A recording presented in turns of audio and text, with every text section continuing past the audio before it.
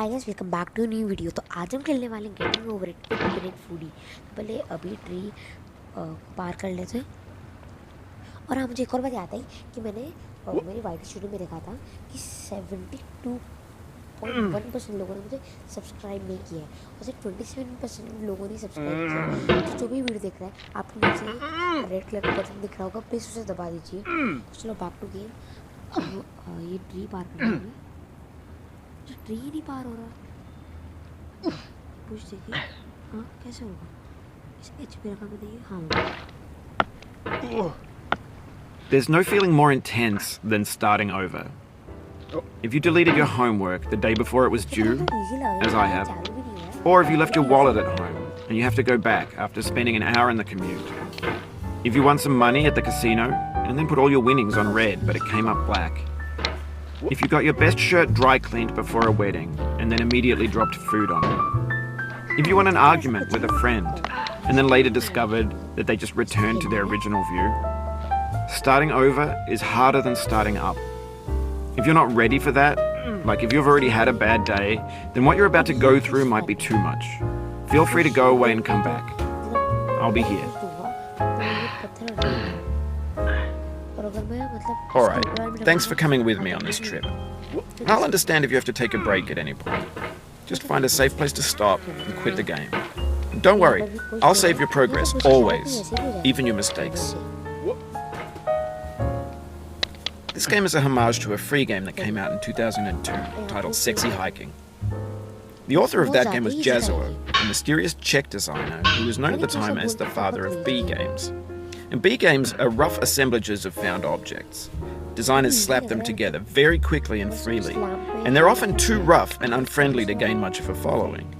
They're built more for the joy of building them than as polished products.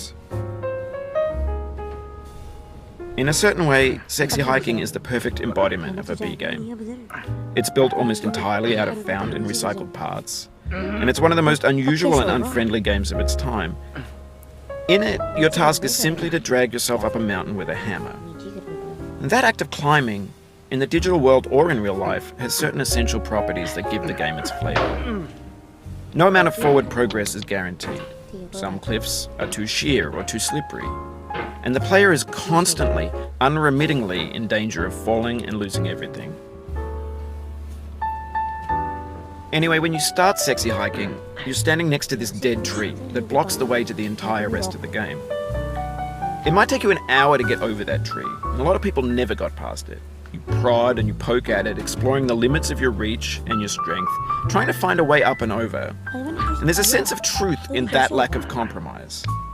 Most obstacles in video game worlds are fake. You can be completely confident in your ability to get through them once you have the correct method or the correct equipment or just by spending enough time. In that sense, every pixelated obstacle in Sexy Hiking is real. The obstacles in Sexy Hiking are unyielding, and that makes the game uniquely frustrating.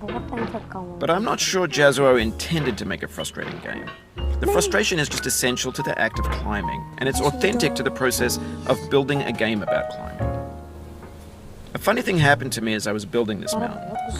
I'd have an idea for a new obstacle, and I'd build it, test it, and it would usually turn out to be unreasonably hard. But I couldn't bring myself to make it easier. It already felt like my inability to get past the new obstacle was my fault as a player rather than as a builder. Imaginary mountains build themselves from our efforts to climb them, and it's our repeated attempts to reach the summit that turns those mountains into something real. When you're building a video game world, you're building with ideas, and that can be like working with quickset cement.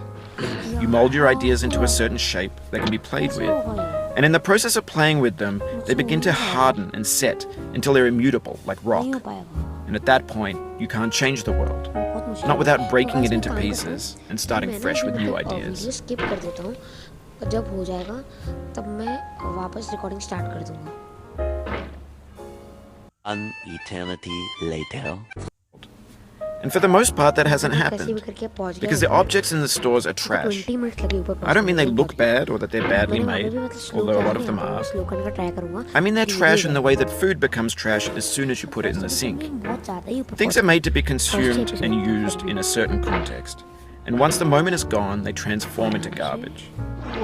In the context of technology, those moments pass by in seconds. नहीं फिर भी easy है क्यों यहाँ पे मतलब दो दीवार थी उसके बीच में मुश्किल था ये तो इजी लग रहा है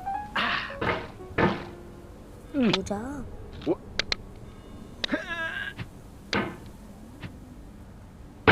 मैं बस पहुंच गया ना मतलब इसमें अपना अगर तेज किया तब भी नहीं हुआ और स्लो किया तब भी नहीं मतलब मीडियम स्पीड में रखना है उससे भी क्या हो जाएगा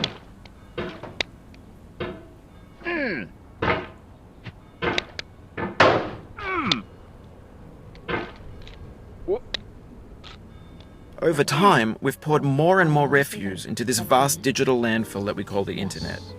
It now vastly outnumbers and outweighs the things that are fresh and untainted and unused. When everything around us is cultural trash, trash becomes the new medium, the lingua franca of the digital age. And you can build culture out of trash. But only trash culture. B games,